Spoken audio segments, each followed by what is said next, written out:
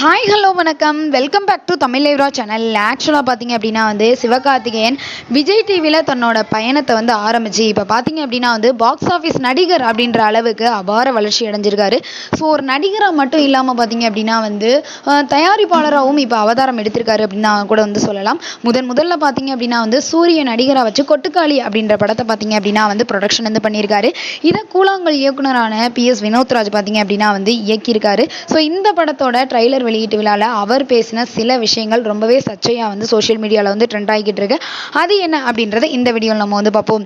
ஆக்சுவலாக பார்த்தீங்க அப்படின்னா சிவகார்த்திகேயனுக்கு தனி ஒரு ஃபேன்ஸ் கூட்டம் இருக்குது அப்படின்னு கூட சொல்லலாம். சின்னவங்கலேருந்து பெரியவங்கலேருந்து எப்படி விஜய் ஒரு காலத்தில் எல்லாரும் ரசிக்கக்கூடியவராக இருந்தாரோ அதே மாதிரி என்ன அப்படின்னா சிவகார்த்திகேயன் இருக்காரு. ஸோ என்னதான் பார்த்தீங்க அப்படின்னா சிவகார்த்திகேயன் மெரினா படத்தில் நடிகராக அறிமுகமானாலும் 3 படத்தில் அவருக்கு ஒரு சான்ஸ் கொடுத்தது தனுஷ் அப்படின்ற மாதிரியும், அதுக்கப்புறம் பார்த்தீங்க அப்படின்னா எதிர்நீச்சல் படத்தை இவரை ஹீரோவை வச்சு இயக்குனது அவர் தான், அவருக்கு வாழ்க்கை கொடுத்ததே இவர் தான் அப்படின்ற மாதிரியான நிறைய பேச்சுவார்த்தைகள்லாம் போச்சு இல்லையா. ஸோ அதுக்கெல்லாம் பதிலடி கொடுக்குற விதமாக தனுஷை இன்டைரக்டாக அட்டாக் பண்ணுற மாதிரி சிவகார்த்திகேயன் அங்கே பேசியிருக்காரு.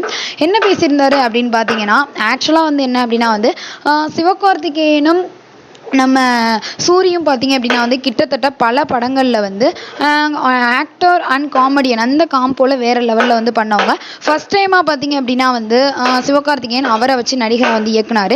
இதே மாதிரி தான் பார்த்தீங்க அப்படின்னா தனுஷ் சிவகார்த்திகேயனை இது பண்ணார். ஸோ அதில் பேசும்போது சிவகார்த்திகேயன் என்ன சொன்னார் அப்படின்னு கேட்டிங்கன்னா, நான் என்ன அப்படின்னா வாழ்க்கை கொடுத்தேன், இவர்னால தான் இவர் நடிகராக இது பண்ணார் அப்படின்லாம் நான் பேச மாட்டேன். ஒரு நண்பரை நம்ம எப்படி அறிமுகப்படுத்துகிறோமோ அதே மாதிரி தான் அறிமுகப்படுத்தணும். என்னை நடிகர் அப்படின்னு சொல்கிறீங்க, அதுக்காக நான் என்ன பண்ணணுமோ அதை மட்டும்தான் பண்ணுறேன் அப்படின்ற மாதிரியும் சொன்னார். ஸோ ஆல்ரெடி பார்த்தீங்க அப்படின்னா தனுஷையும் சிவகார்த்திகேயனையும் இந்த மாதிரி பேசினால இந்த மாதிரிலாம் பேசாதீங்க, தனுஷ் எனக்கு வாழ்க்கை கொடுக்கல, நான் என்னோட திறமனால தான் வெளியில் வந்தேன் அப்படின்றத இன்டெரக்டாக பார்த்தீங்க அப்படின்னா சிவகார்த்திகேயன் அந்த இடத்துல சொல்லியிருக்காரு. ஏன்னா ஆல்ரெடி பார்த்தீங்க அப்படின்னா சிவகார்த்திகேயனுக்கும் தனுஷுக்கும் இடையில பிரச்சனை ஓடிக்கிட்டு இருக்கதா சொன்னாங்க. ஏன்னா போன பொங்கல் டைமில் பார்த்தீங்க அப்படின்னா கேப்டன் மில்லர் அயலான் ரெண்டுமே ரிலீஸ் ஆச்சு. என்னதான் என்ன அப்படின்னா அயலான் தான் கேப்டன் மில்லரை விட அதிகமான என்ன அப்படின்னா ரசிகர் கூட்டத்தை ஈர்த்துச்சு.